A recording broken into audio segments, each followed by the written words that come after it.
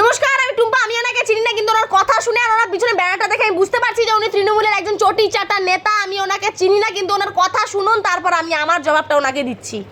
ওই বাপ টোটো চালাচ্ছে, বাপের জানিয়ায় দুটো ফুটো হয়ে গেছে, কিন্তু মোবাইলে ডেটা রিচার্জ করে জয় শ্রীরাম আর জয় মোদি মোদি করছে।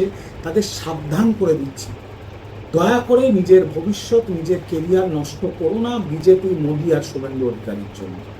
কারণ তোমরা যদি এইসব কাজ করো, তোমাদের কেরিয়ার ফিনিশে। আরে বাপের টোটো চালানোর টাকায় মোবাইল রিচার্জ করলে বড় আপনাদের মতন চুরির টাকায় মোবাইল রিচার্জ করে নিয়ে বাটপারি মারে না। আপনাদের তো অ্যালার্জি আছে রাম নাম শুনলে পরে। যেই মুখ দিয়ে আপনারা চটি চাটেন সেই মুখ দিয়ে তো জয় শ্রীরাম বের করতে আপনাদের ফাটে। সে আমি জানি, আপনাদের জয় শ্রীরাম নাম শুনলেই জ্বর আসে। থ্রেট দিচ্ছেন, থ্রেট কে কেরিয়ার বরবাদ করবে? আপনি করবেন, তৃণমূলীরা করবে, মমতা বন্দ্যোপাধ্যায় করবে, অভিষেক বন্দ্যোপাধ্যায় করবে। আজকে আপনাদের এই বাটপারি আর আপনাদের এই থ্রেটের জন্য আজকে বাংলার যুব সমাজ বাধ্য হয়ে তারা বেকার। তারা আজকে তাই তাদের বাবার কষ্টের টাকায় মোবাইল রিচার্জ করে নিয়ে জয় শ্রীরাম বলে। তারা এখন আশাবাদী যে পরিবর্তন হবে। তারা বিরক্ত আপনাদের এই চুরি চিটিংবাজির জন্য, আপনাদের এই দুর্নীতিবাজের জন্য।